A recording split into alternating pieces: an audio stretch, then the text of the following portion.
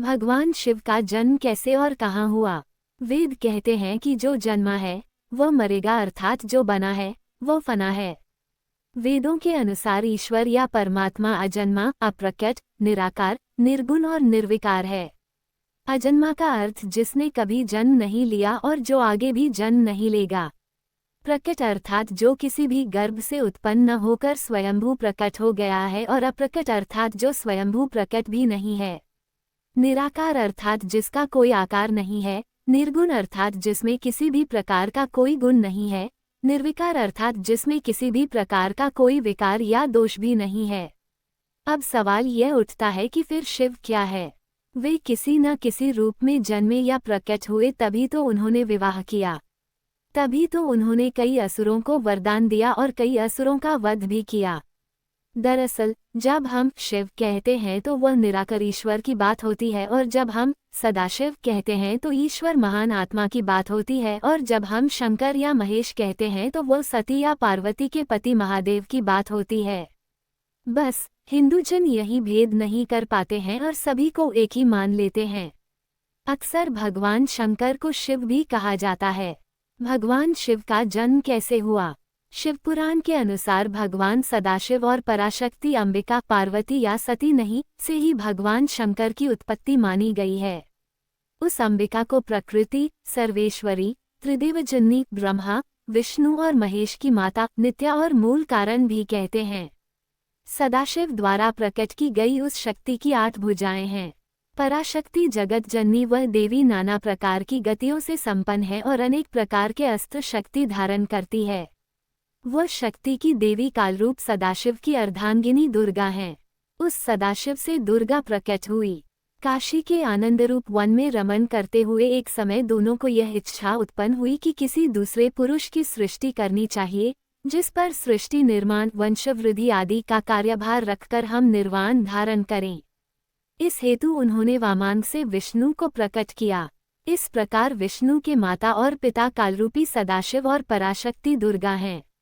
विष्णु को उत्पन्न करने के बाद सदाशिव और शक्ति ने पूर्ववत प्रयत्न करके ब्रह्माजी को अपने दाहिने अंग से उत्पन्न किया और तुरंत ही उन्हें विष्णु के नाभि कमल में डाल दिया। इस प्रकार उस कमल से पुत्र के रूप में हिरण्यगर्भ ब्रह्मा का जन्म हुआ। एक बार ब्रह्मा और विष्णु दोनों में सर्वोच्चता को लेकर लड़ाई हो गई, तो बीच में कालरूपी एक स्तंभ आकर खड़ा हो गया। तब ज्योतिर्लिंग रूप काल ने कहा, पुत्रों, तुम दोनों ने तपस्या करके मुझसे सृष्टि, जन्म और स्थिति, पालन नामक 2 कृत्य प्राप्त किए हैं। इसी प्रकार मेरे विभूति स्वरूप रुद्र और महेश्वर ने 2 अन्य उत्तम कृत्य, संहार, विनाश और तिरोभाव अकृत्य मुझसे प्राप्त किए हैं, परंतु अनुग्रह, कृपा करना नामक दूसरा कोई कृत्य पा नहीं सकता। रुद्र और महेश्वर दोनों ही अपने कृत्य को भूले नहीं हैं, इसलिए मैंने उनके लिए अपनी समानता प्रदान की है। सदाशिव कहते हैं, ये रुद्र और महेश मेरे जैसे ही वाहन रखते हैं, मेरे जैसा ही वेश धरते हैं और मेरे जैसे ही इनके पास हथियार हैं। वे रूप, वेश, वाहन, आसन और कृत्य में मेरे ही समान हैं। अब यहाँ 7 आत्मा हो गई। ब्रह्मा परमेश्वर से सदाशिव, सदाशिव से दुर्गा, सदाशिव दुर्गा से विष्णु, ब्रह्मा, रुद्र, महेश्वर। इससे ये सिद्ध हुआ कि ब्रह्मा, विष्णु, रुद्र और महेश के जन्मदाता कालरूपी सदाशिव और दुर्गा हैं। कहाँ जन्म हुआ था? उस कालरूपी ब्रह्मा सदाशिव ने एक ही समय शक्ति के साथ शिवलोक नामक क्षेत्र का निर्माण किया था। उस उत्तम क्षेत्र को काशी कहते हैं। वह मोक्ष का स्थान है। यहाँ शक्ति और शिव अर्थात कालरूपी ब्रह्मा सदाशिव और दुर्गा यहाँ पति और पत्नी के रूप में निवास करते हैं। यहीं पर जगत जननी ने शंकर को जन्म दिया। इस मनोरम स्थान काशीपुरी को प्रलय काल में भी शिव और शिवा ने अपने सान्निध्य से कभी मुक्त नहीं किया था। एक अन्य पुराण के अनुसार एक बार ऋषि मुनियों में जिज्ञासा जागी कि आखिर भगवान शंकर के पिता कौन है। ये सवाल उन्होंने शंकर जी से ही पूछ लिया कि हे महादेव, आप सबके जन्मदाता हैं, लेकिन आपका जन्मदाता कौन है?